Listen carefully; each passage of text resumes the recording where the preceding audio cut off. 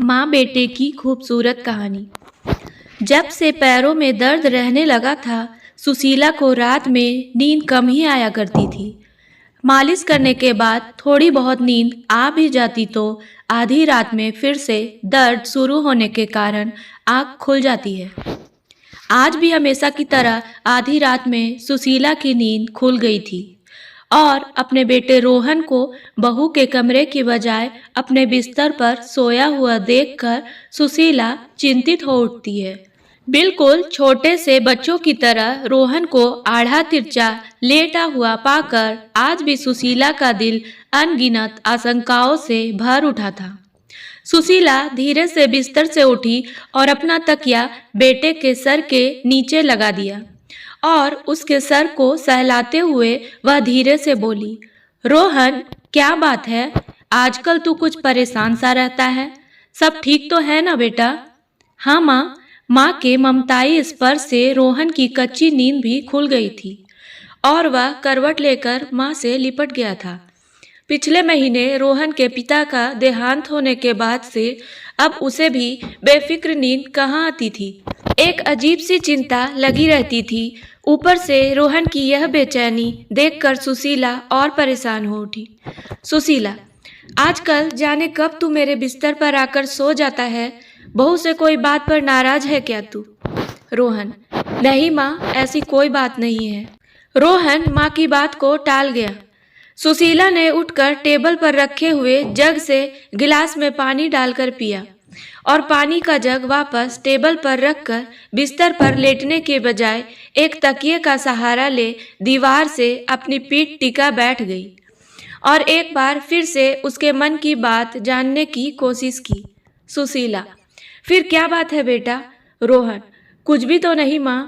माँ की गोद को छोटे बच्चों की तरह बाहों में भरने की कोशिश करता रोहन उसके हर सवाल को टालने की कोशिश कर रहा था। सुशीला, बेटा बताना, देख तेरी बेचैनी देखकर मेरा मन घबराता है। तेरी बेचैनी की क्या वजह है? तू कुछ तो बता। ऐसा कहकर सुशीला ने बेटे का सर अपनी गोद में रख लिया। माँ की घबराहट महसूस कर रोहन पीठ के बल लेट गया और माँ के दोनों हाथ अपने हाथों में लेकर अपने सीने पर रख लिए और बड़े इत्मीनान से बोला, माँ, आपको याद है जब मैं बड़ा हो रहा था तब पापा ने मेरा कमरा अलग कर दिया था? सुशीला रोहन को याद दिलाते हुए कहती है, अपने लिए अलग कमरे की जिद भी तो तूने ही की थी। उस समय तू बोला था, पापा मैं बड़ा हो गया हूँ, अब मुझे अपना अलग कमरा चाहिए।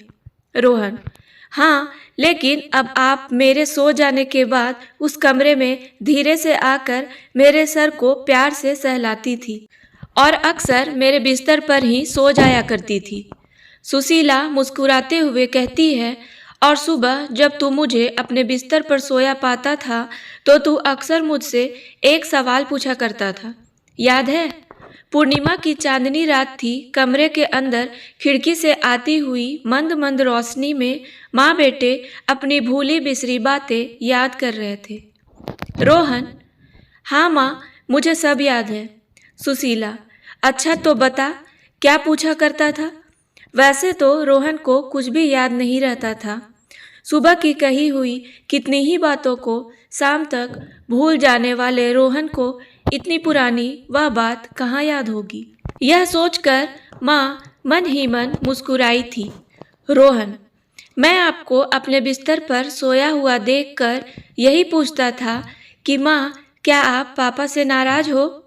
बेटे की अद्भुत याददाश्त क्षमता से रूबरू होती उदास माँ मुस्कुराने लगी।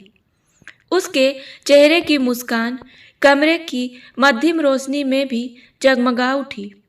सुशीला, हाँ, पर बेटा तुझे ऐसा क्यों लगता था कि मैं तेरे पापा से नाराज हूँ? आज वर्षों बाद शायद सुशीला भी बेटे के मन की इस तरह की बात को जान लेना चाहती थी, जिसे जानने की फुर्सत उसे आज से पहले कभी नहीं मिली।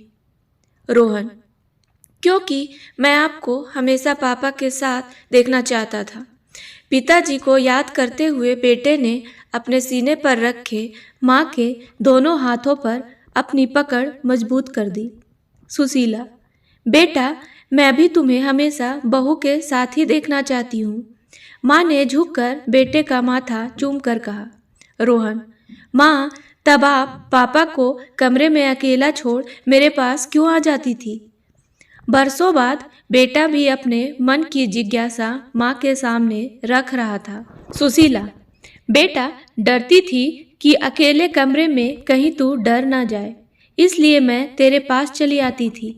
रोहन, माँ ठीक इसी प्रकार अब जब पापा हमारे बीच नहीं रहे मुझे भी डर लगता है। सुशीला, क्यों बेटा? माँ अपने बेटे का डर जानने को अधीर हो उठी। रोहन, यही कि कहीं आप अपने अकेलेपन से डर ना जाओ, इसलिए मैं। रोहन का दिल भर आया और इसके आगे वह कुछ कह नहीं पाया। एक दूसरे के लिए इतने चिंतित माँ बेटा एक दूजे से लिपट गए थे और सारे शब्द प्रेम भरे आंसुओं में बह रहे थे।